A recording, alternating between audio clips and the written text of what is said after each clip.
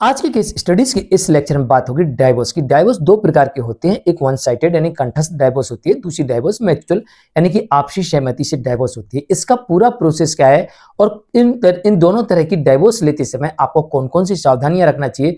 अगर आप एक गलती करते हैं तो उस गलती की वजह से आपको लाइफ टाइम पछताना भी पड़ सकता है या किसी और झमेले में भी आप पड़ सकते हैं।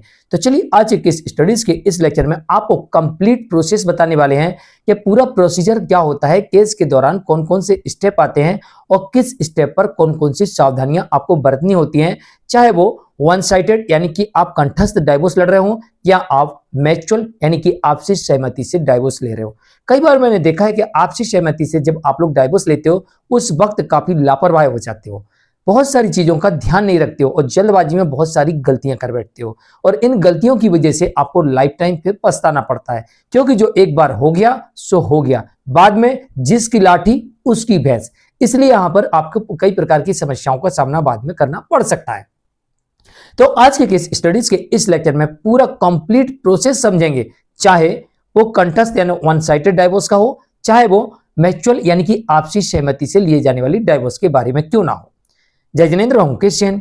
वीडियो को लाइक और शेयर कर दीजिए और इस तरह के जजमेंट्स पाने के लिए दिए गए नंबर पर आप हमें संपर्क कर सकते हैं, क्योंकि हर केस में जजमेंट्स की आवश्यकता पड़ती है और जब हम जजमेंट्स पढ़ते हैं तो हमें पता लगता है कि इस केस में क्या हुआ और हमें कौन सी गलती नहीं करना चाहिए और इस जजमेंट को लगाने से हमें क्या क्या फायदा मिलने वाला है। तो सबसे पहले बात कर लेते हैं, डाइवोर्स दो प्रकार की होती है, कंठस्थ यानी वन साइडेड डाइवोर्स, म्यूचुअल यानी आपसी सहमति से डाइवोर्स। तो सबसे पहले इसका प्रोसेस समझ लेते हैं। अगर हम वन साइडेड यानी कि कंठस्थ डाइवोर्स में जाती है तो क्या क्या प्रोसेस होगा। तो इसमें सबसे पहले वही है कि पिटीशन आपको फाइल करना पड़ेगी। पिटीशन फाइल सबसे पहले आपको एक नोटिस भेजना पड़ेगा, फिर नोटिस भेजने के बाद आपको एक पिटीशन फाइल करना पड़ेगी। पिटीशन फाइल करने के बाद में अब यहां पर सामने वाला पक्ष उपस्थित होता है। सामने वाला पक्ष उपस्थित होगा, अगर ये वाइफ है सामने से तो वो यहां पर मेंटेनेंस की डिमांड करेगी और 24 हिंदू मैरिज एक्ट सेक्शन का प्रयोग करेगी, और अगर हस्बैंड है तो वो अपना रिप्लाई के लिए आगे बढ़ेगा या फिर वो भी मेंटेनेंस का डिमांड कर सकता है हिंदू मैरिज एक्ट सेक्शन 24 के अंतर्गत। यानी पति और पत्नी दोनों ही यहां पर मेंटेनेंस की डिमांड कर सकते हैं। इसके बाद यहां पर अगर मेंटेनेंस की डिमांड होती है तो कोर्ट सबसे पहले मेंटेनेंस की पिटीशन को सुनेगी। हाँ, इसके पहले यहां पर आपका मीडिएशन भी होगा, आपका मीडिएशन भी होगा, ये भी ध्यान रखिएगा, और इसमें लगभग आपको 6 महीने का कूलिंग पीरियड बिताना पड़ेगा। फिर उसके बाद में ये 24 वाला प्रोसेस स्टार्ट होगा और इसमें अगर 24 का नहीं आता आवेदन तो सीधा अब एविडेंस पे चला जाएगा। आपके एविडेंस आ जाएंगे, इश्यूज बनेंगे। इश्यूज बनने के बाद में अब यहाँ पर जिनने केस फाइल किया है उनको गवाही के लिए बुलाया जाएगा। फिर उसके बाद में उसकी तरफ से गवाही देने वाले कौन कौन से लोग हैं उन गवाहों को बुलाया जाएगा। इसके बाद जो विपक्षी है, सामने वाला पक्ष है, उसको बुलाया जाएगा, वो अपनी गवाही देगा, और उसके बाद जो भी उसके गवाह हैं उनको बुलाया जाएगा, वो अपनी गवाही देंगे। दोनों पक्षों की गवाही कंप्लीट होने के बाद में फिर यहाँ पर बहस होगी और बहस के बाद यहाँ पर जजमेंट और डिक्री हो जाएगी। ये बात हुई वन साइडेड डाइवोर्स की। लेकिन जब हम म्यूचुअल डाइवोर्स में जाते हैं तो इतना सारा प्रोसेस नहीं होता है। बस इतना सा प्रोसेस होगा कि आपको एक टर्म कंडीशन का एक सहमति पत्र बना लेना है, उसके बाद आपको कोर्ट में जाने पिटीशन फाइल कर देनी है। पिटीशन फाइल करने के बाद आप दोनों पक्षों को वहां उपस्थित हो जाना है।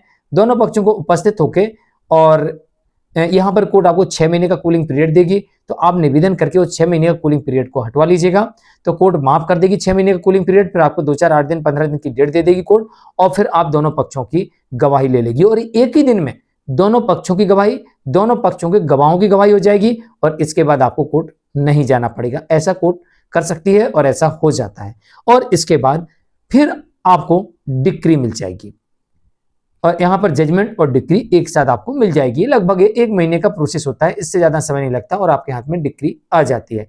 अब ये प्रोसेस को आप स्वयं भी अपना सकते हैं और अपने एडवोकेट के माध्यम से भी ये प्रोसीडिंग कर सकते हैं। साथ में ऐसा भी कर सकते हैं कि एडवोकेट आपके साथ रहें, पीछे से गाइड करते रहें, लेकिन उसमें वो वकालतनामा नहीं लगाएंगे और वकील साहब उसमें अपना पीछे से आपको बताते रहेंगे, जज साहब कंसीडर कर देंगे और आपका हो जाएगा म्यूचुअल डाइवोर्स। यानी वकील साहब दूर रहेंगे, जो कुछ करना आपको करना वो पीछे से गाइड कर देंगे आपको कि आप ऐसा सब बोल दीजिए, हाँ ये कर लीजिए, एक कर लीजिए। क्योंकि कोर्ट की प्रोसीडिंग क्या है, कानून क्या कहता है, वो हर किसी को पता नहीं होता। कोर्ट में किस तरीके से हमें जाना पड़ता है, अपनी बात रखना पड़ती है।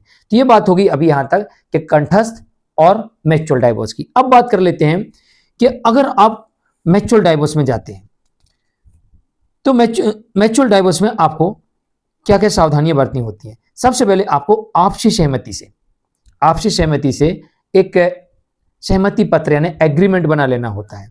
एग्रीमेंट बनाने से फायदा ये होगा कि जो भी आपके टर्म कंडीशन है पहले से सोच के रखिए, भाई मेरे पर इतने सारे केसेस इनने लगाए हैं तो ये खत्म करवाएंगे अपने, मैंने इतने सारे किए हैं तो मैं भी खत्म करूंगा। अब इसमें ये भी कंडीशन हो सकती है, भाई मेरे इतना पैसा खर्च हो गया है, आप मुझे मेरा पैसा लौटा दो, या मेरे गहने आपके पास हैं वो मुझे लौटा दो, या मेरा स्त्रीधन आपके पास है वो मुझे लौटा दो, या फिर आपने जो मेरे घर में तोड़फोड़ की है उसकी भरपाई कर दो, या फिर मुझे वन टाइम सेटलमेंट करके इतना पैसा दे दो। ये सारी चीजों को आपको पहले सोच के रखना है और उस सहमति पत्र में लिखवाना है। हाँ, एक बात विशेष ध्यान रखना, इसमें आपको यह भी लिखवाना है कि आज जो इसमें लिखा जा रहा है इसके साथ साथ एक लाइन और डाल देनी है कि आज के बाद पति पत्नी के बीच में किसी प्रकार के कोई संबंध नहीं रहेंगे। अगर आप बच्चों के लिए भी भविष्य में कुछ नहीं करना चाहते हैं, अभी आप सब कुछ दे रहे हैं, तो उसमें लिख दीजिए हमने बच्चों के लिए भी आज जो भी देना था one time life time settlement, इनको मतलब लाइफ टाइम सेटलमेंट कर दिया है, लाइफ टाइम इनका भरण पोषण दे दिया है। अब बच्चे भी हमारे पर किसी प्रकार का कोई दावा नहीं करेंगे। इसके अलावा आप उसमें ये भी लिख सकते हैं कि पत्नी और बच्चे पति से कभी भरण पोषण नहीं मांगेंगे, संपत्ति पर दावा नहीं करेंगे, क्योंकि आज दिनांक को संपूर्ण इनको जो भी देना लेना था कर दिया गया है और आज पत्नी और बच्चे अपना दावा यहां पर छोड़ते हैं। ये सारी चीजों को आपको लिखना है। हाँ, अब एक बात और ध्यान रखिएगा, एक और कंडीशन विशेष ध्यान रखिए। कई बार होता है मेरा ये सामान तेरे पास, मेरा सामान ये पास, ये दे दे वो दे दे, सामान छोड़ के आप पैसे पे आइए कि भैया आपका इतना सामान मेरे पास है ना, मैं आपको इतना पैसे दे दूंगा। क्योंकि कई बार क्या होता है सामान लेने के बाद आदमी मुकर जाता है, कई बार क्या होता है सामान खराब करके देता है, कई बार गहने नकली बनवा के दे देता है, बाद में ये सारी समस्याएं आती हैं। तो इससे अच्छा ये है कि भाई पैसे का लेन देन करिए।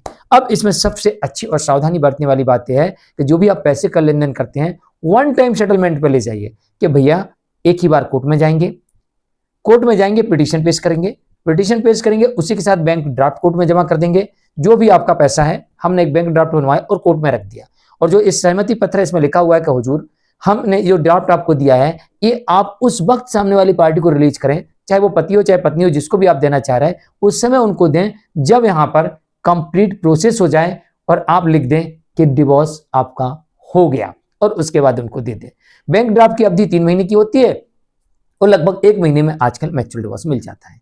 कानून ये कहता है कि पति पत्नी को 1 साल तक अलग रहना पड़ेगा, फिर वो मैच्योर डिवोर्स के लिए आएंगे और फिर 6 महीने का कूलिंग पीरियड देंगे, उसके बाद आपका मैच्योर होगा। जजमेंट ऐसे देखने को मिल रहे हैं कि आप आज शादी हुई कल आप डिवोर्स के लिए जा सकते हैं, आपको कोई 1 साल रहने की आवश्यकता नहीं। ऐसा भी एक जजमेंट देखने को मिला था।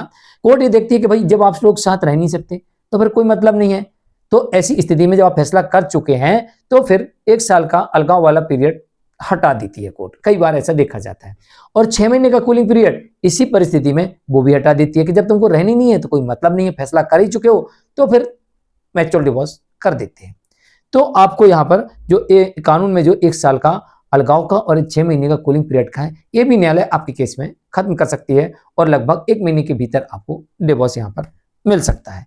अब रही बात इसकी कि कंठस्थ डाइवोर्स की, तो कंठस्थ डाइवोर्स होता है जो वन साइडेड डाइवोर्स होता है, इनका ग्राउंड होता है और ग्राउंड के आपके पास में सबूत होना चाहिए तभी जाके आपको मिलता है।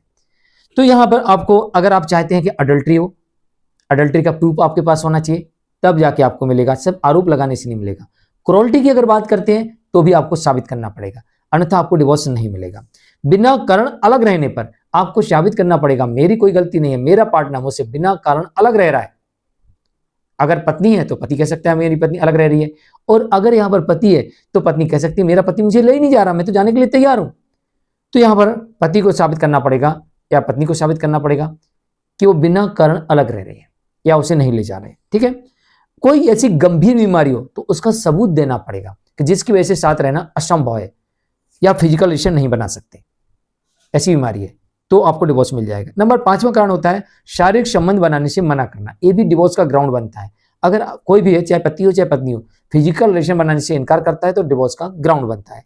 इसके अलावा 6वां नंबर धर्म परिवर्तन कर लेना, आपका पार्टनर चाहे पति हो चाहे पत्नी हो, अगर वो धर्म परिवर्तन कर लेता है तो यह भी डिवोर्स का ग्राउंड बनता है। नंबर 7 झूठे केस करना, गंभीर आरोप लगाना, यह भी एक तलाक का आधार बनता है।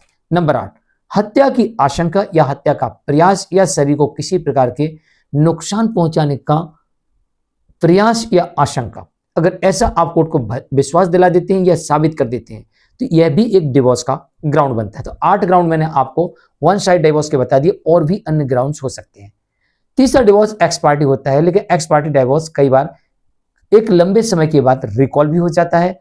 तो जब भी आप एक्स पार्टी डाइवोर्स लेते हैं तो उस वक्त आपको विशेष सावधानी बरतनी होती है, और एक्स पार्टी डाइवोर्स होने के बाद सामने वाले पार्टनर को पूरी जानकारी आप दे दें या फिर डिक्री का निष्पादन करवा लें। और उसके बाद जब आप दूसरी शादी करें तो पहले शादी कर लें, बाद में दुनिया वालों को पता लगे।